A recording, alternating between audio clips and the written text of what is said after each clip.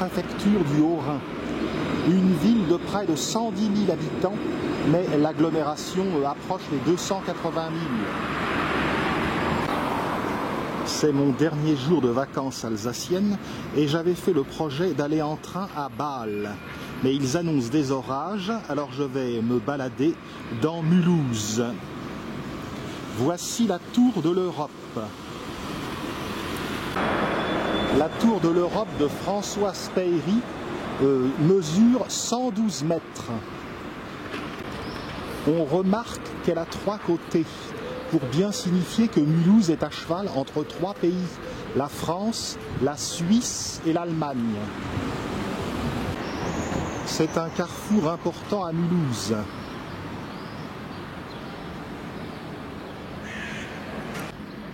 Le centre commercial de Porte-Jeune est associé à cette haute tour de l'Europe.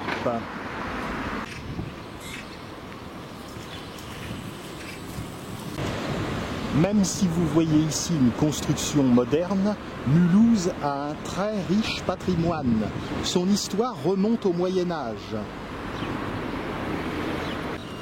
C'est une ville industrielle qui a connu certes un certain déclin pendant un temps, mais qui s'est ressaisie et qui a transformé ses friches industrielles. Elle est riche de passionnants musées. Comment ne pas citer les 2 plus importants, la cité de l'automobile et la cité du train. J'ai repéré un fascicule qui propose des tracés urbains dans Mulhouse. Je brûle de revenir plus tard pour les effectuer. Je pense qu'on doit pouvoir accéder à un panorama. Allons voir.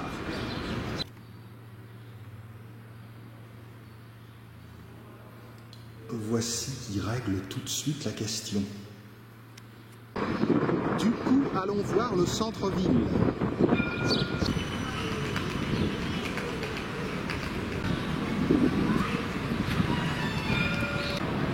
Au Moyen-Âge, Mulhouse relevait du Saint-Empire romain germanique. C'est une ville qui s'était associée à 9 autres villes alsaciennes pour former ce qu'on appelle la décapole. Par ailleurs, comme les Habsbourg encerclaient peu à peu la ville, Mulhouse a décidé de faire alliance avec les cantons suisses, une tradition qui s'est perpétuée depuis longtemps, puisque de nos jours il y a un aéroport international Bâle-Mulhouse. Il n'y a d'ailleurs qu'une trentaine de kilomètres entre Bâle et Mulhouse.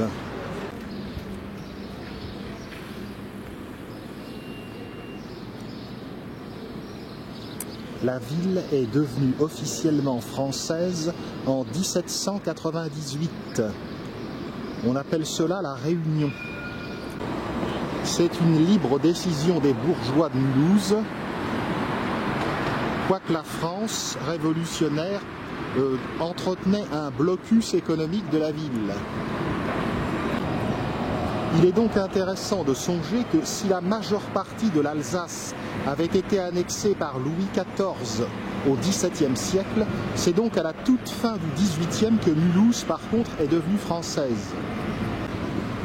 Elle l'est restée de 1798 à 1871. C'est à cette date, au traité de Francfort, qu'elle devient allemande. Elle reste allemande de 1871 jusqu'à la fin de 1918, où les troupes françaises l'occupent. Elle redevient officiellement française au traité de Versailles de 1919. Elle est à nouveau occupée par les nazis en juin 1940, annexée de fait comme le reste de l'Alsace-Moselle en juillet, et redevient française le 23 novembre 1944.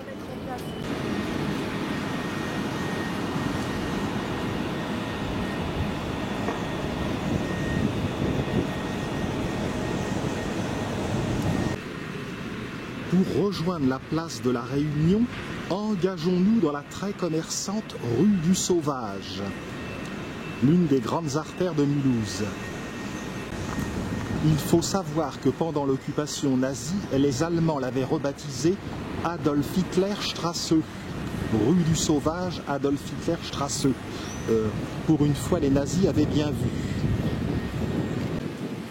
Là-bas, la flèche du temple protestant qui contient les plus beaux vitraux d'Alsace.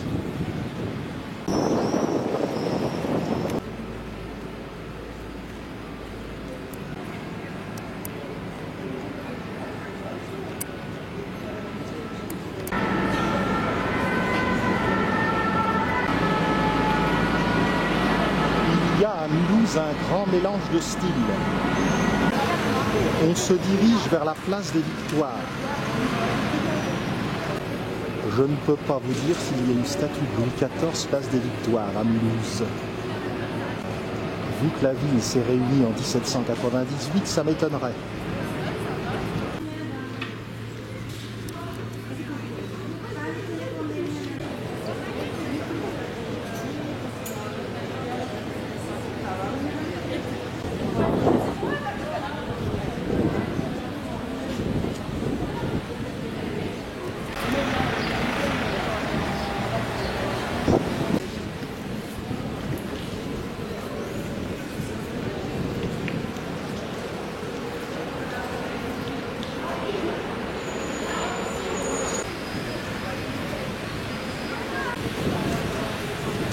J'arrive à la place des Victoires.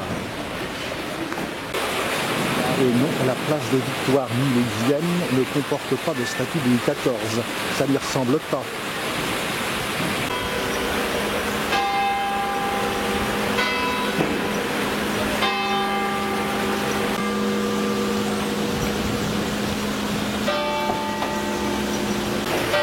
Les maisons au mur peint, une spécialité de Mulhouse.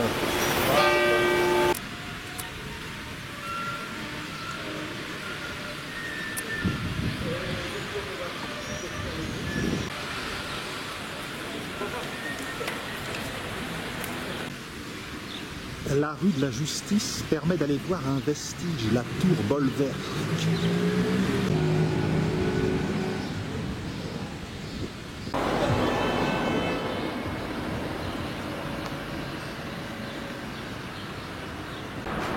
On franchit la rue Louis Pasteur. Voici le curieux Bolwerk. La tour Bolwerk est un bastion qui a été remanié en fait au XIXe siècle. Revenons sur nos pas et allons voir donc la place de la Réunion, où se trouve donc l'ancien hôtel de ville, très peinturluré.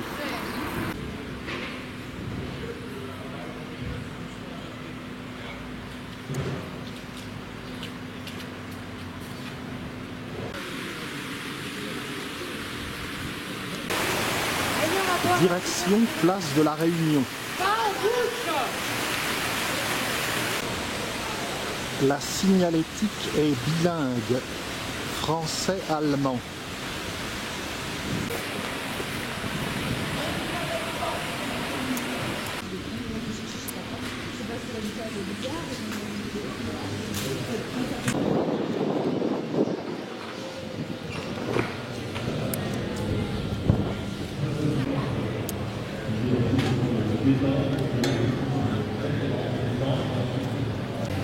Le temple Saint-Étienne, la place de la Réunion, sous-entendu la Réunion à la France en 1798, est malheureusement encombrée par toutes ces tentes. Le flanc de l'ancien hôtel de ville.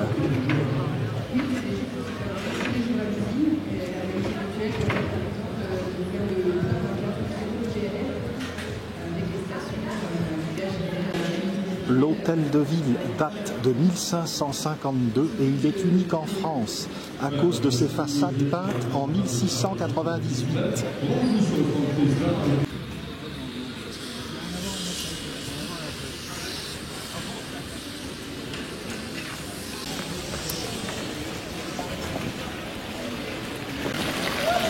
Première fois que je vois de l'eau potable à une fontaine en Alsace. Montaigne aimait beaucoup cet hôtel de ville. Il le qualifiait de palais magnifique et tout doré.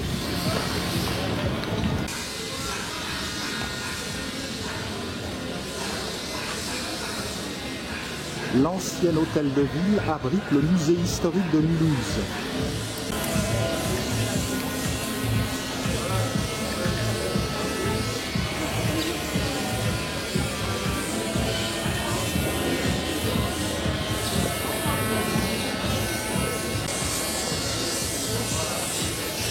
On admire le double perron couvert.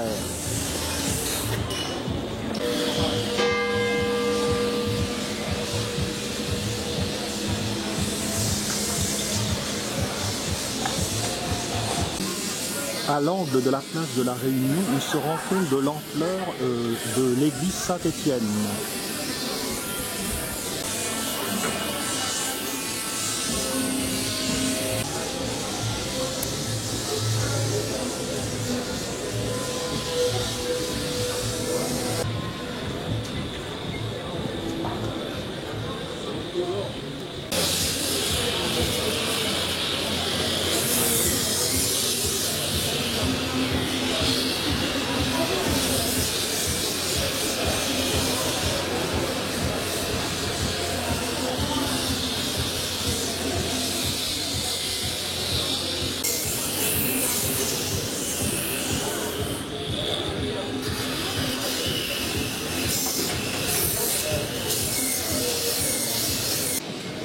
Sur la façade sont peintes des figures allégoriques de bon gouvernement et de justice.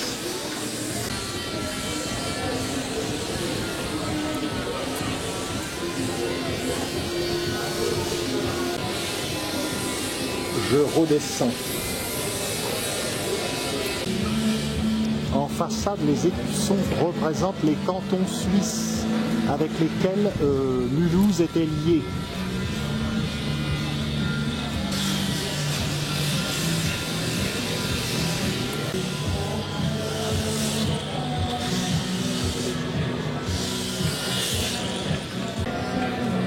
La tempérance, la charité, la fidélité,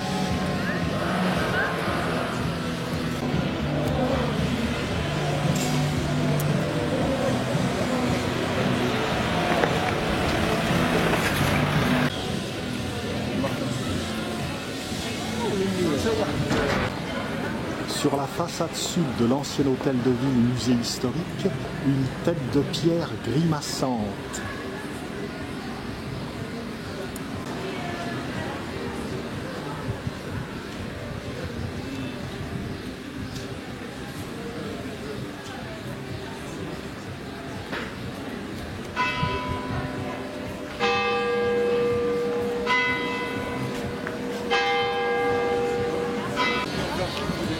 Le masque de pierre de 12 kg était autrefois mis sur le cou des femmes médisantes en punition.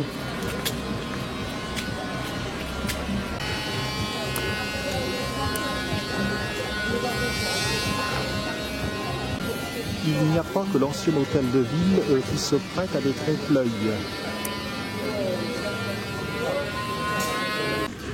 Au numéro 11, la maison Big, avec des fresques évoquant la lutte contre les Habsbourg. Au numéro 9 de la place, le poêle des tailleurs, où se réunissait la corporation la plus importante de Mulhouse.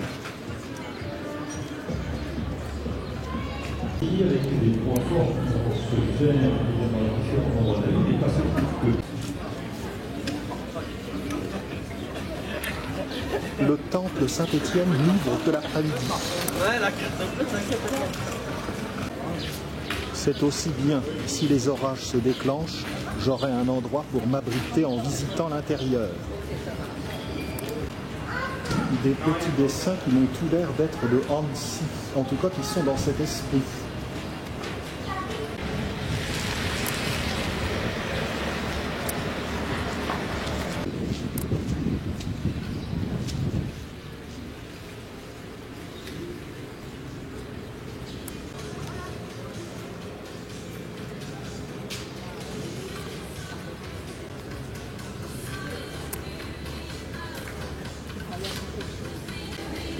En tout cas, le temple Saint-Étienne impressionne par ses dimensions. Sur le flanc nord du temple Saint-Étienne, la maison du patrimoine Édouard Bouglin, qui accueille des expositions. Quittons la place de la Réunion par le nord. Allons voir la pharmacie du Lys.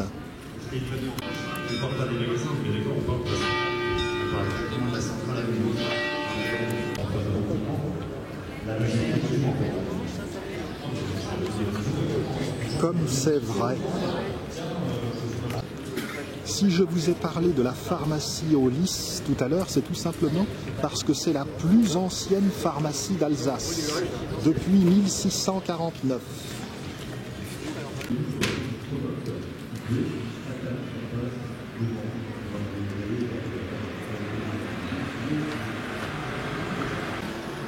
Au nord de la place de la Réunion s'étend l'ancien quartier du Marais, qui, comme son nom l'indique, a été bâti sur des zones humides. Empruntons la rue des Bouchers.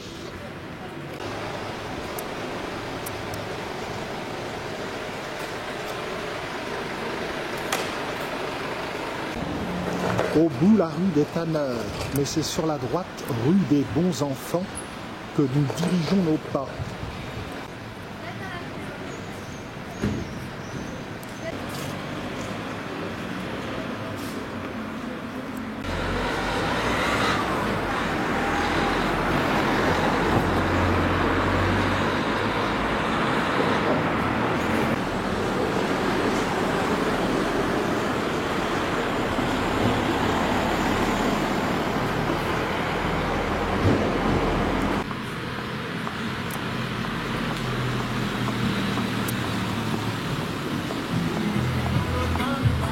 Rue des Maréchaux.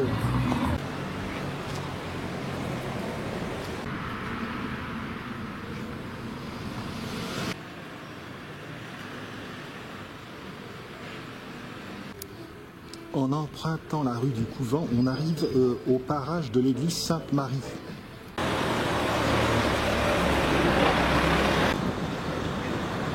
L'église est moderne. On s'engage dans la rue des Franciscains qui comporte de beaux bâtiments. Cette rue longe l'église Sainte-Marie.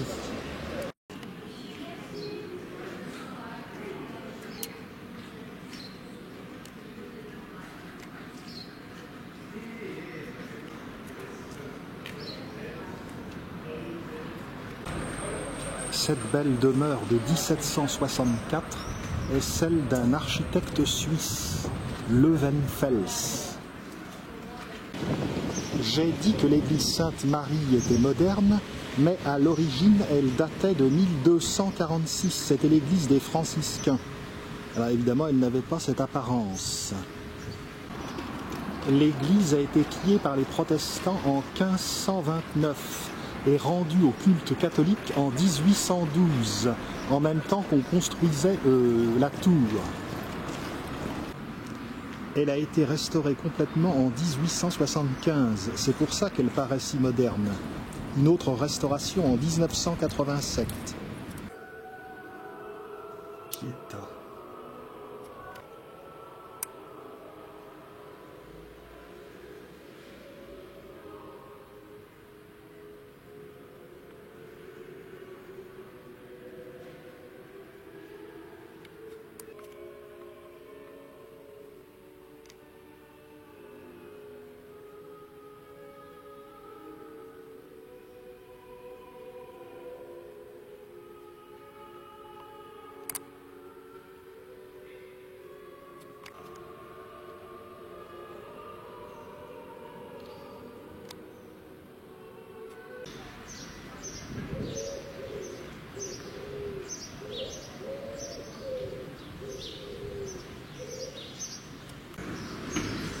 La cour de Lorraine que nous voyons ici est un bâtiment du XVIIIe siècle, une ancienne filature où travailla Oberkampf.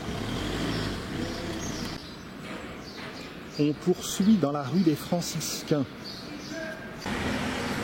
On peut y voir l'entrée de la cour de Lorraine dont je vous parlais à l'instant, la filature.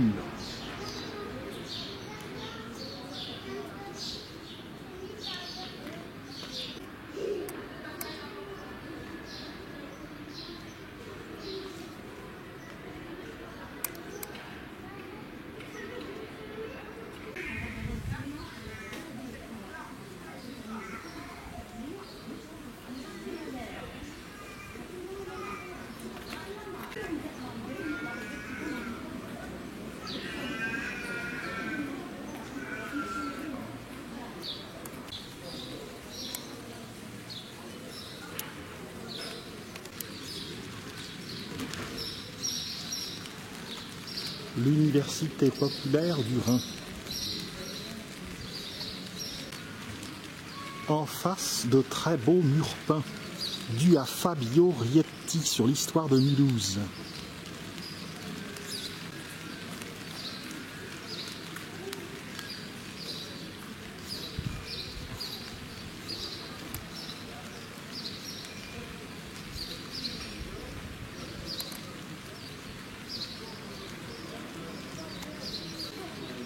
Le capitaine Alfred Dreyfus. Tiens, Gavroche.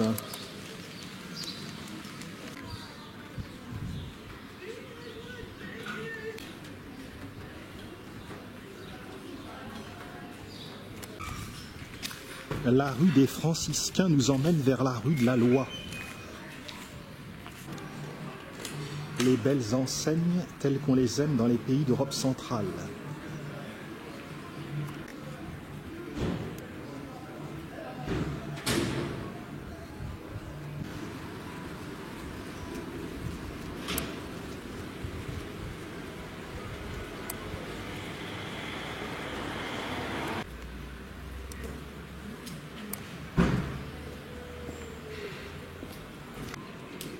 Donc à présent, empruntons la rue de la Loi.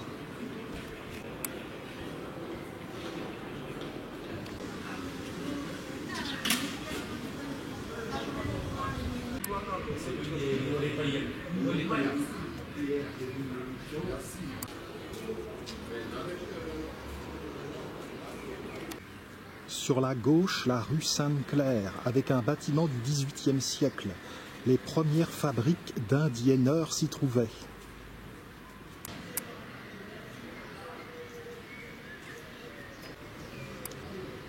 Revenons vers la place de la Réunion. Tiens, une maison alsacienne, on n'en voit pas beaucoup ici. On rattrape la rue de Lucelle, au bout de la rue Sainte-Claire.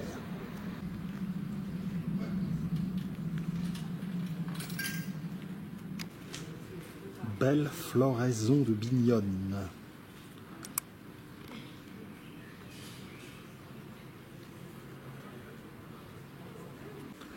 On tourne sur la droite dans le passage des Augustins.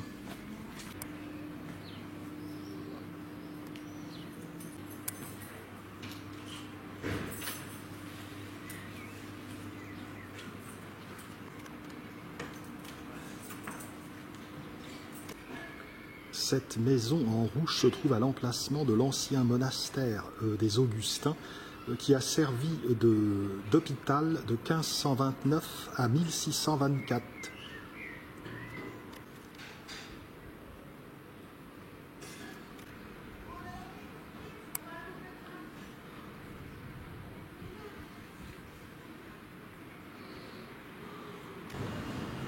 Voilà, nous avons franchi le passage des Augustins.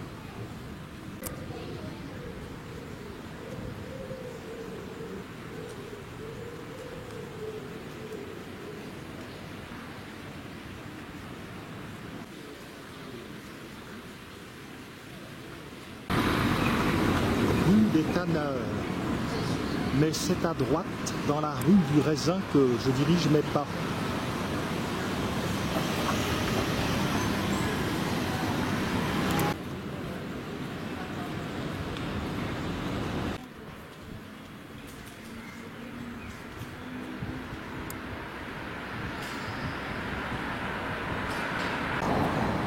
Une maison dont la façade est ornée de pilastres.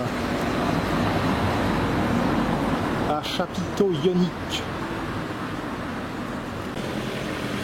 Le temple Saint-Étienne n'est pas loin.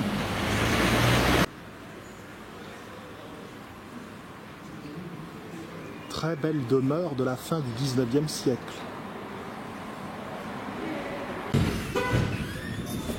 On s'engage dans la rue Henriette. La rue Henriette, très commerçante et riche en restaurants. J'espère que le temple Saint-Étienne est bien ouvert car il recommence à pleuvoir.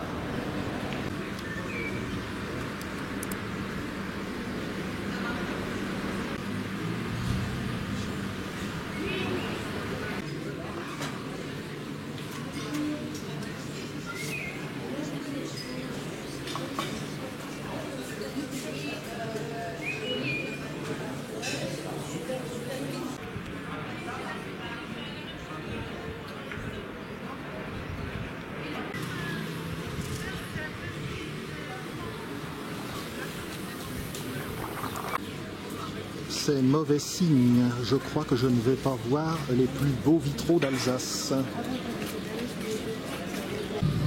Pas de chance, un panneau indique que le temple Saint-Éloi est fermé pour travaux.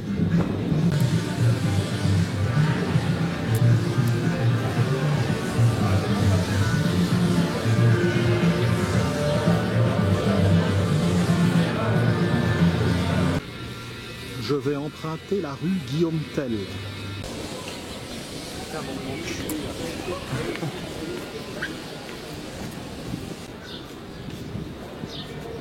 Le fameux héros suisse.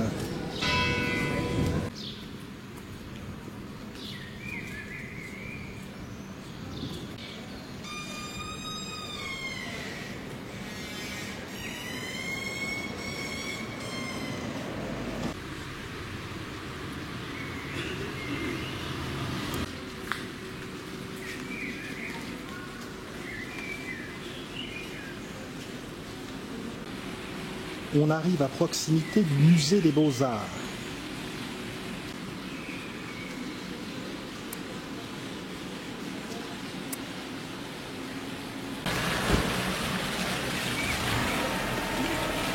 Un square à côté. Il s'agit du petit square Steinbach.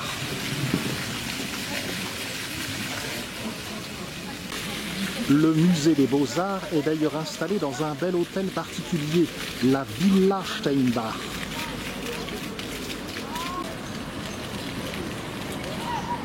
Il rassemble des collections de peintures des XVIIe et XVIIIe siècles. Le point fort, c'est cependant la période 1860-1914, avec des toiles des maîtres Courbet, Jonkind, Henri Martin. Il y a aussi Boudin qui est présent. Et si j'avais un peu de temps, j'irais le voir puisque je suis normand.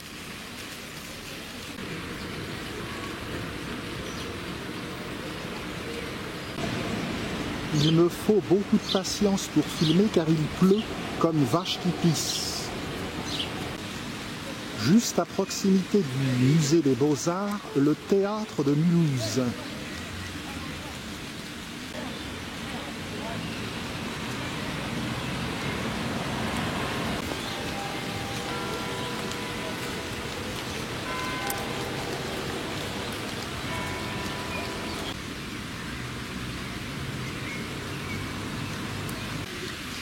Je m'assois sur un banc sous un arbre en attendant que la pluie cesse. Elle est vraiment insistante.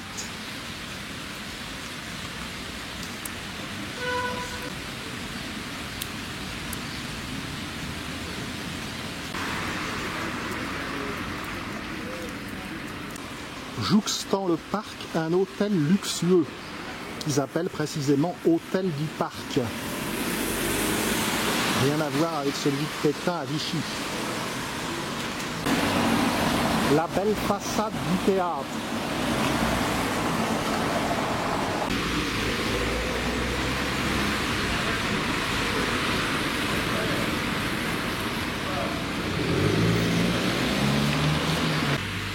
J'emprunte la rue de la Cine, du nom d'un ruisseau qui a été comblé ici. Un ruisseau qui d'ailleurs donne son nom au théâtre.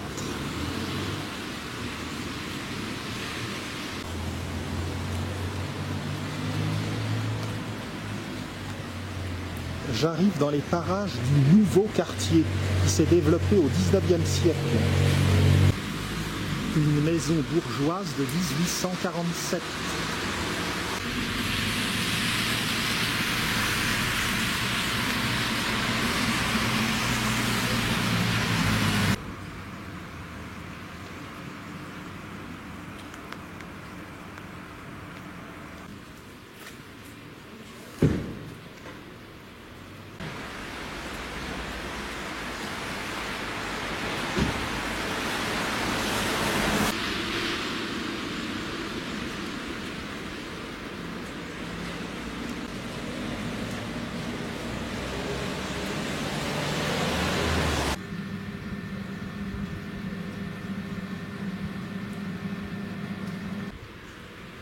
Au bout de la rue de la Cygne, je retrouve la fameuse rue du Sauvage et je tourne sur la droite.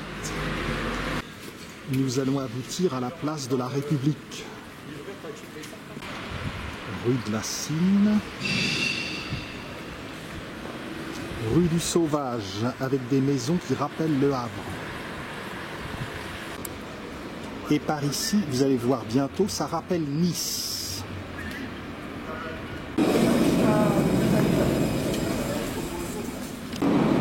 Voici la place de la République.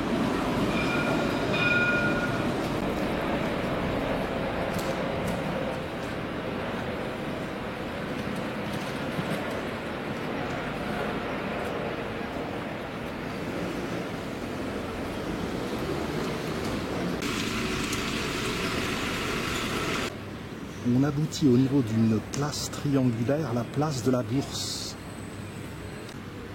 Elle enserre le square du même nom. Elle est bordée de rues à arcades qui ont été conçues sur le modèle de la rue de Rivoli à Paris. Moi, ça me fait un peu penser à Nice. En tout cas, on n'est pas du tout habitué à ça en Alsace.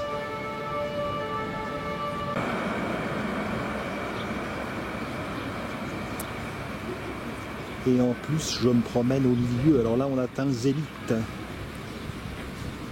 Ah, j'ai les chevilles qui enflent. Vite, des bas de contention.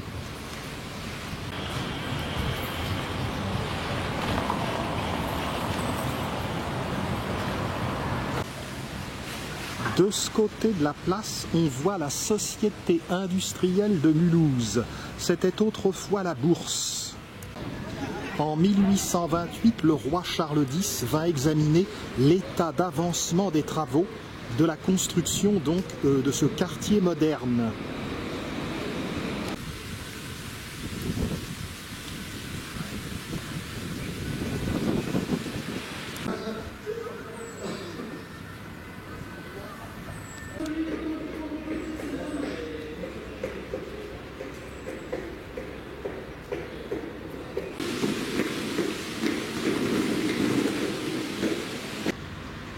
En tout cas, ces arcades sont bien pratiques pour nous mettre à l'abri de la pluie.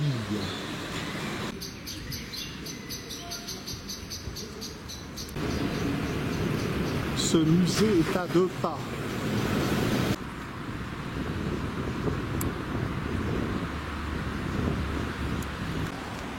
Le musée se situe dans cette direction.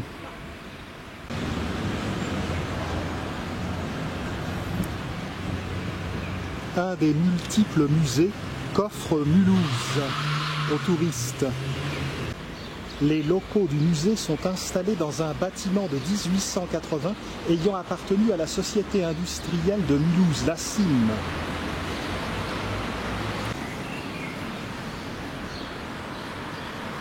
Une belle exposition à l'heure actuelle. Porte latérale du musée.